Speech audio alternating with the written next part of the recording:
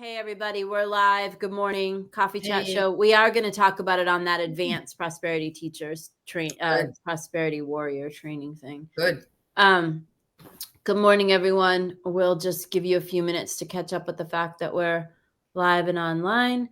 The show did really well last week. The last week's show was the best show we've had in like 4 or 5 weeks. Yes. I guess people like the topic Bloom Where You Are Planted. So you'd be happy to know this is Bloom Where You Are Planted Part 2, called Don't Force and Impose Your Will on Universal or God's Will, whatever word you're comfortable with, universe, God, however you want to play that for yourself. Talking about, this morning we're going to talk about sitting and waiting on the will of heaven or waiting on the will of the universe when you're in a bloom where you are planted situation. So that's a 2-part conversation. Number 1, morning, Michelle. Nice to see you.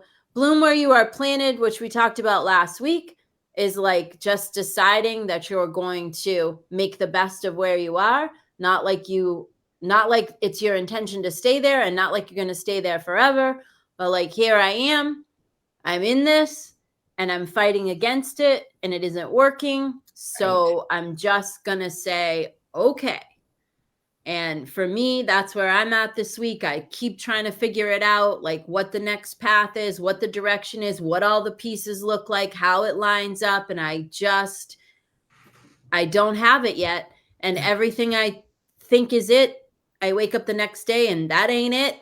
And I've just made myself sick over the last 4 months, truthfully, from trying to force my will on the situation because I'm a doer and I'm a terrible, okay, we won't say I'm a terrible, we won't make that affirmation. I am learning to be a beer, to just be in it.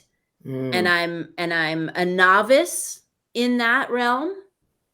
And these ladies here, 2 of my best friends on the little screen here, have had to listen to me go on and on about every time I think I concoct the answer, I'm telling them where we're going. And then the next time they talk to me, that ain't it. Yeah. So, some pieces of it, I have, like apply happiness is definitely the label that we're going to be operating under going into the future. So that part is good. And we definitely decided to do an advanced prosperity conversation with a few of the people that we were doing the pajama call with. We offered them an advanced way to keep working with us. And that's definitely it. So that definitely is a piece. And so there are pieces that are coming to me, but I don't have it all. And I really don't think I'm supposed to have it all right now. And that pisses me off because I want to know. So in the conversation called Bloom Where You're Planted, it's like, okay, so we're going to make the best of where we are right now, which is like not accepting it as like, oh, I accept this as my future forever. No, I accept that I'm here right now.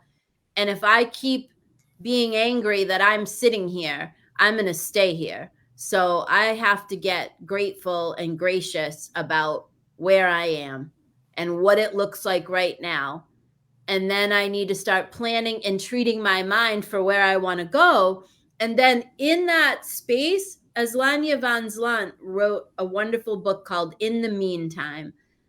So that's what happens. Bloom where you're planted, in the meantime, and then where you're going. So it's a 3-step process. And today we're going to talk about in the meantime, because in the meantime, you don't try to force the timing. Janet's reminding me, in God's timing, which I totally agree, Janet, and I'm with you. It's just I'm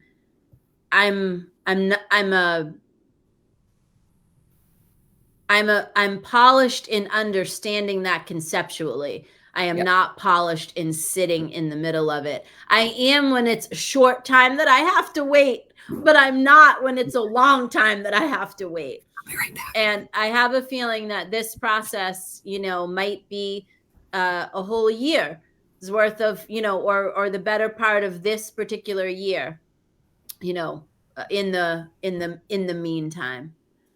And so this is also a Seasons of Prosperity conversation, which we are going to have with those of you that are going to do the advanced prosperity training with us for the 7 weeks. And that is something that someday we'll offer out to the public. Right now, we've only offered it to, I think, 11 people that have been working with us over the past 4 weeks. So that is something that you'll probably hear more about as we get out of the meantime into the future. There are seasons, and I'm in that season of seeding the next thing and not pushing. So I'm just going to tell you a story about a client of mine without naming names, and then I'm going to let Tracy and Karen speak to what in the meantime feels like to them. First, I'll tell you, for me, I have tried to force where I'm headed, and that's been going for 2 years. I've been kind of in the meantime. So it hasn't just been this year. It's just that this year it's even more so. So I've redesigned everything for my company 2 times, and I just have thrown it in the bucket 2 times because it's not right still. So I've wasted probably $4,000 to $5,000 on printing, design work, the whole bit. And this is because I have just been trying to force whatever this new, body of work is, whatever the second half of my life's career looks like whatever all that is, I've been trying to force it instead of sitting here and waiting for it to descend upon me, which in my world, I call waiting on the will of heaven. You can call it whatever the hell you want. Maybe you call it in the meantime. For me, it's waiting on God's will versus my will. So I've wasted a lot of money, and you will waste a lot of time, money, and effort if you try to force. So I have a client that owns a very successful construction company, and he is been wanting to buy a house. And so he set his mind on a particular house. And people that have worked with me for a long time honestly depend upon my intuition in things. And so in one of our sessions, we speak once a week, and I just wasn't feeling it. And I just kept saying, you know what? I don't know if this house is your house. And so we're just going to keep praying for the perfect house. And we both know, because we've worked together a long time, if it's your house, everything will be easy, and it will just go very quickly, and it will all be in order and in divine order, and it will be easy. No piece of this process has been easy. And every step of the way, this has been going on for 2 months. Every step of the way, I keep saying, I don't know if this is your, just be open to the fact that this house might not be your house. Maybe stop, okay. Finally, then all of his income dried up, every single job, because this is what happens when you're trying to force your will on something and not waiting. Because when you're in the meantime, God will take care of you. You will get it's like the story in the Bible with Moses. You will get your manna every day, and every need will be met if you are being sensitive and prayerful about being in the meantime. When you try to force something, if you are a seasoned practitioner, you will literally stop your flow because you are not paying attention. And the universe, God, whatever you want to call it, is like, hello, I'm speaking to you. Yes. This is not it.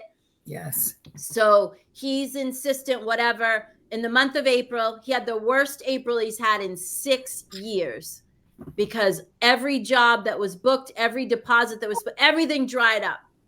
And he insisted, just kept saying, I'm gonna keep. Finally, on Thursday, he called me and said, okay, I give in. I'm going to lose the $5,000 that I insisted on, whatever. It's done. I'm done with this house.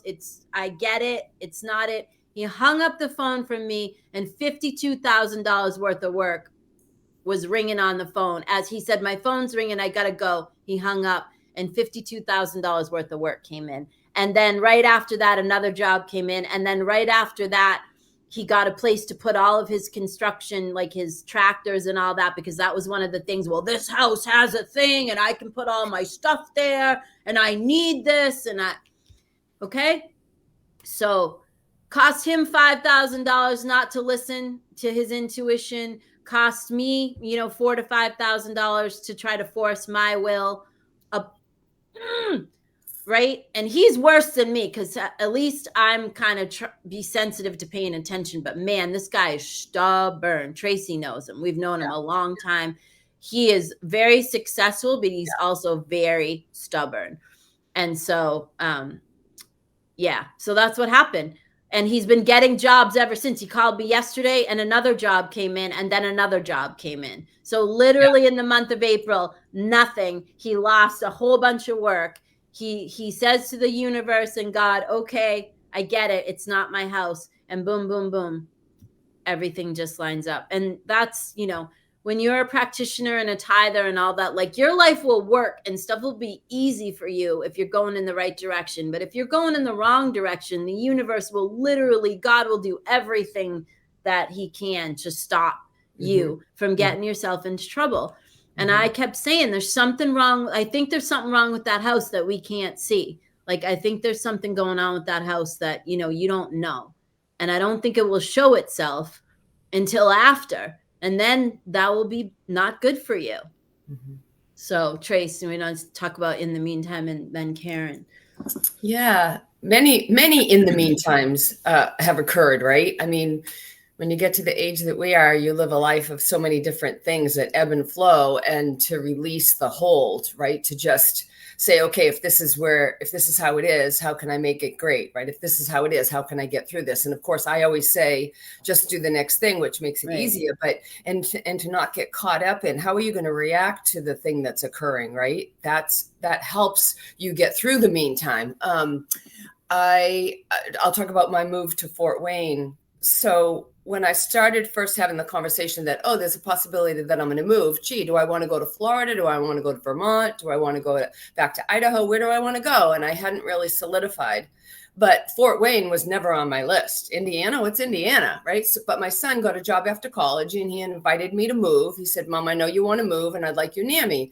And I was like, okay. So I had been collecting boxes and I had been organizing my house and I had been, in the meantime of waiting for him to graduate college, I still did the things that were required for me to do, because on that day when he said, Mom, I want you to live near me, I was already 50% into moving, and it occurred so much easier and so much faster because my mindset was, I'm going to move pretty soon. I'm going to go pretty soon. I'm in the meantime of waiting. I didn't get another job to keep me in Massachusetts. I didn't create a relationship to keep me in Massachusetts. My son, you know what I mean? Like, it just keeps moving. And then him and my realtor here were looking for houses for me. And, through, I want that one. What about that one? What about that one? They said, you're all over the place because Fort Wayne is pretty big. And I picked a zip code. I said, okay, I promise only that zip code. And that very next day, I got an email that this house that I now bought went decreased $15,000 that very next day. They came and looked at it and I bought it. So if I hadn't been in the space of open and receptive to, I have no idea. I thought I was going to Vermont to live near Noel. I thought I was going to Florida. I thought so too. And here I am, right? So you just have to keep moving, keep looking, keep rolling, stay in the joy, stay in the movement. The next thing, like you said, and that same thing happened when I moved here, which know the story, because this house that I now have wasn't even on the market. I thought I was going to move to Vermont and rent a place. The reason I moved from the South to Vermont, well, I grew up in Boston and then I went to Tennessee and started a bunch of companies and did a bunch of stuff. And then my mother had a stroke. And so then I was told that I needed to come back here. And that was not my plan. And that was really the biggest situation in my life where I just said, all right, God, you drive the bus. Also moving to Tennessee because I didn't even know anybody there. And it just, so there's just a lot of different places where I've done that. God drive the bus. And finally, like on probably Tuesday or Wednesday of this week, I just said, fine, God, you drive the bus. I have no idea. I have no idea. Now I'll start saying I said something to Karen, yes. And then I'm like, you know what? But I don't know. So I'm just like, I don't even care anymore. I can't keep like thinking that I know. It's exhausting me. So, but this house wasn't even on the market. And so much by the same as Tracy, like it never went on the market, by the way. I ended up with it. It's a long story, which I'll tell you at another time, but I got the house the people sold me the house for $500 less than they paid to build it. And it never went on the market. Yeah. So when you and heaven are in accord, nothing can get in your way.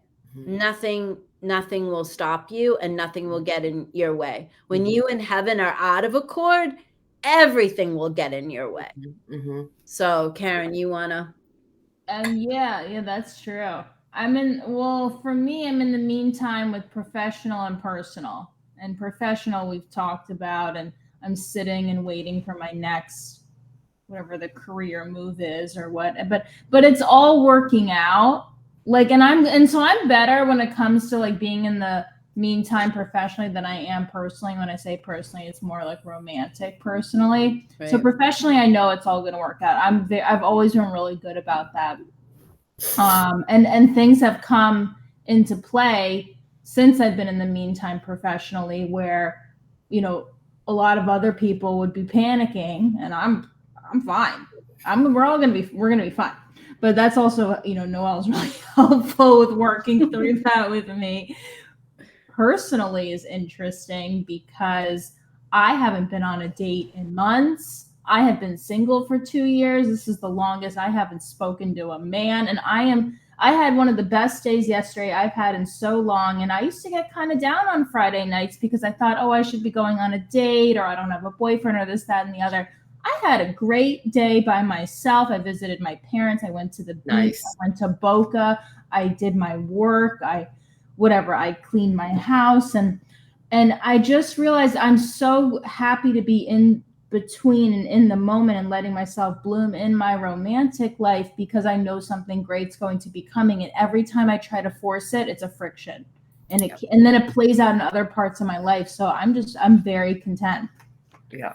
And one of the things for those of you that are waiting on your romantic life, one of the things that I've counseled Karen in is she is very, as you might imagine, she's very close to me, as is Tracy. So she is much on a path of self-improvement and development, right? So she's really, she's working with me pretty closely on herself and how she's growing as a human being. So what I have said to her is, who you are right now is not who you're going to be a year from now. So if you were to meet a man, that is vibing with you right now, although that might work for right now, you are going to be so far elevated from, because who she is, I was just saying this to my husband last night, who she was when I met her, however long ago that was, a year, 2 years, I don't even know now, almost 2 years ago, who she was then is not even close to who she is now. You had said that to me this time last year, and I was a different person. Yeah, and you are a different person, and you'll still be, you'll reach a level where it kind of not levels out, but like where you've done a major, kind of that major shifting part is done. And, that will be, I would think, in the next year or so. So, that's part of the thing. If you're in the meantime with romantic stuff and you happen to be on a path where you're learning new things or studying prosperity or any of those things, like, you will not resonate with that guy or that woman, as the months go on, you won't resonate. And then hearts will be broken unnecessarily, in truth, because you will, if you have committed to soul growth and you're moving on that path, like, your relationships that no longer serve you. And that's true for Tracy and I also, because, it's happening to me, even though I keep leveling up also. And as I level up, the thing gets, the scope gets really, that's what's both sad and good about getting to be a master teacher and keep on going and keep on going and keep on going. Like, you can't even be around or near the things that it just doesn't work. And so, you know, my husband and I were having this conversation last night because we're in the middle of making some plans, and we're like, oh God, we don't even want to go to that place anymore. It doesn't, like, it's just, I don't know. It just became apparent to us in the last few days, like, that's not going to work. I don't think we can go there, you know, because he and I are both Reiki masters now. So it's like the energy stuff is really, that's a whole nother level. We don't, it's not like we don't talk about it on the show because it's not our thing. It's just that none of us are leading with that. None of us have an energetic spiritual business that we're, you know, so we're not, I would not consider us experts on, you know, those topics. But if you guys are interested in that stuff, we do know plenty of experts in those topics that we can have come and host the coffee chat show with us, you know, for some Saturday mornings. We have some great energy workers in our little circle. Can I say something? Yeah, please. So it's like when you go out in the garden and you run across poison ivy and you didn't see that it was there, and you're doing what you're doing, and then you have a reaction. The reaction is usually, if you're allergic to poison ivy, the reaction is usually pretty quick. You see it, you're like, oh my gosh, I didn't see the poison ivy. Oh my gosh, I can't, I gotta be really careful. I should wear my gloves. So that's a physical thing that you can see. Sometimes you can't see the energy that people bring you. You can't see that it altered your state of mind, or you can't, you know, you spend a vacation with a week with somebody, or you're at work and there's a person, or you can't see how they're affecting your mental state until, you know, maybe later. And the more you work on yourself and the more you understand yourself, the faster you can see it. Right. Yes. And in that, sometimes people that it was all good, all of a sudden, some of those people, it doesn't resonate anymore.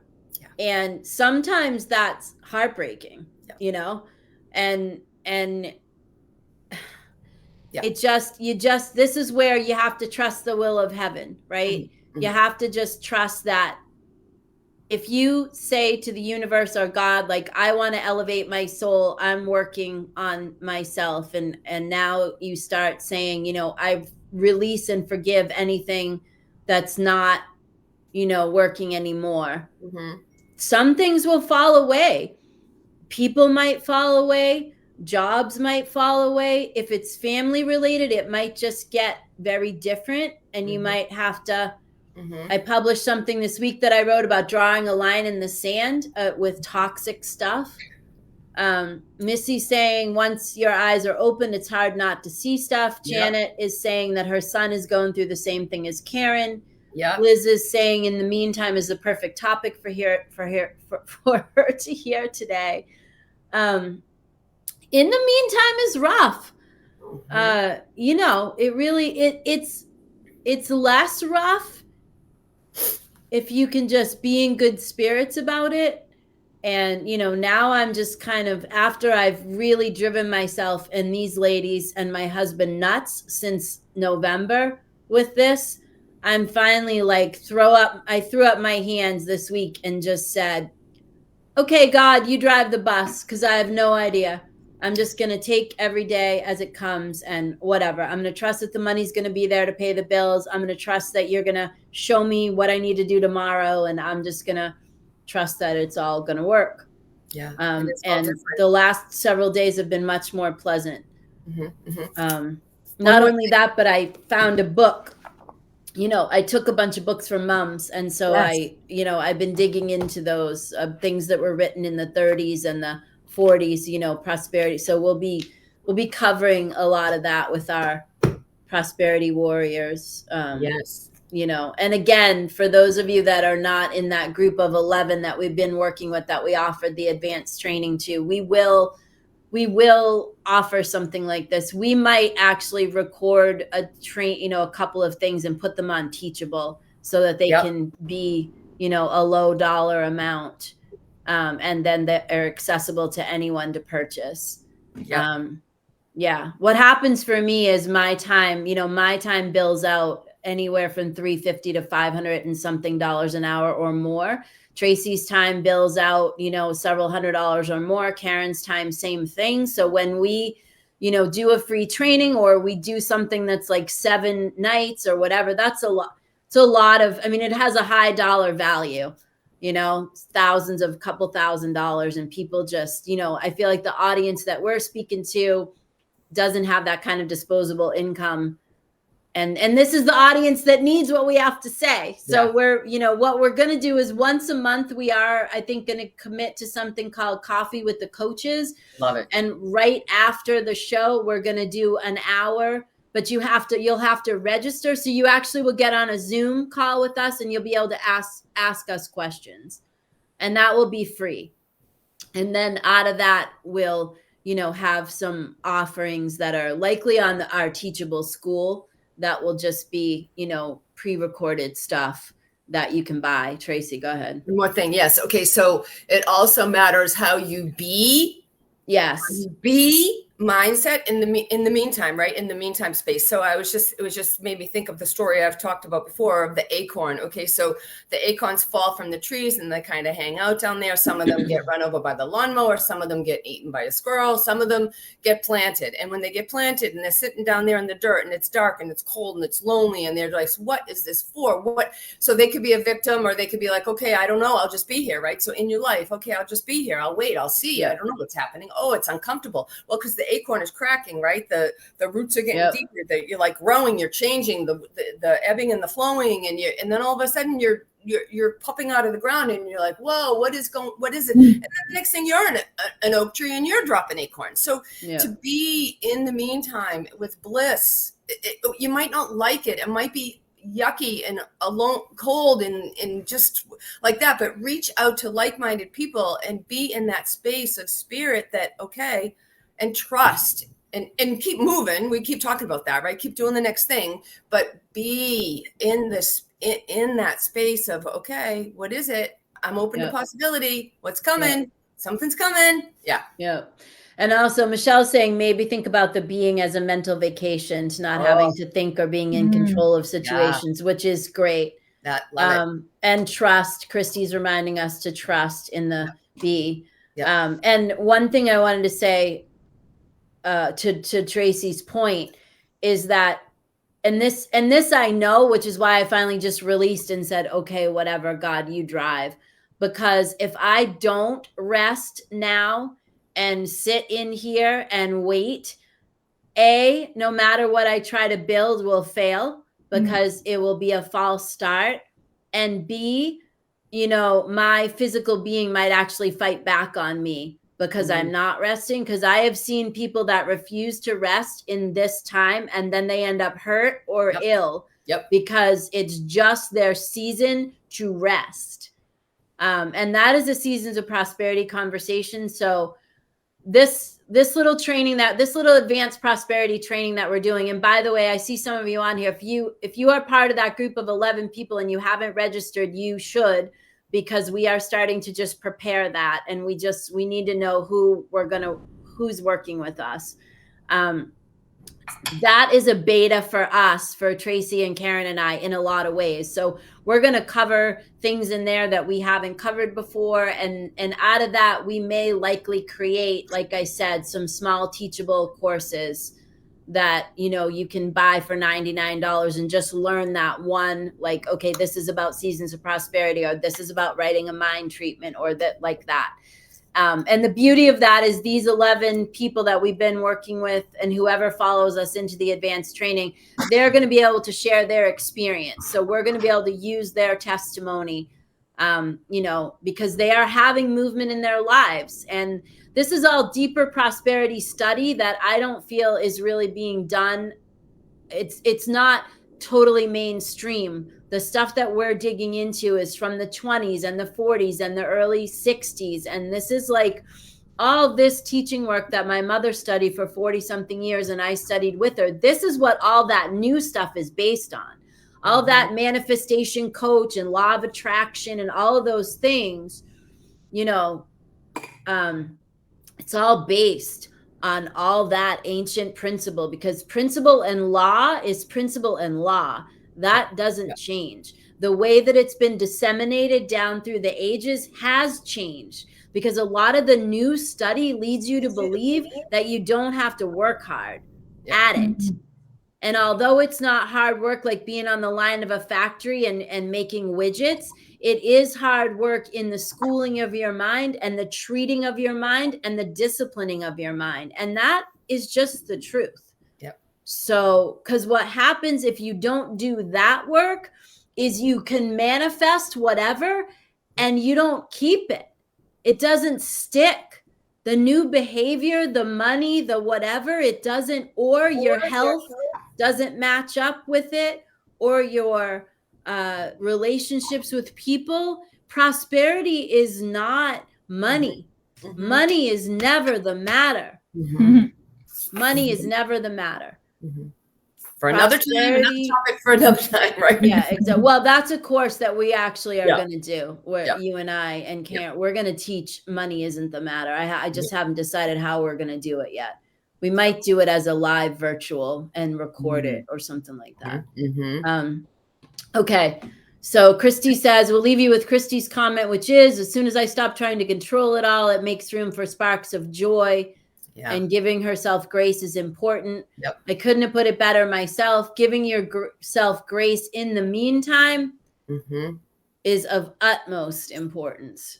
And that's a message to myself as well as to all of you. So we thank you for joining us live, and we will see you next Saturday morning, where I will be away for the weekend, but I'm going to bring the computer and we should be able to be fine on the Wi-Fi from the hotel. So, Good. Okay. Hi, everybody. Bye, guys. Have a good week.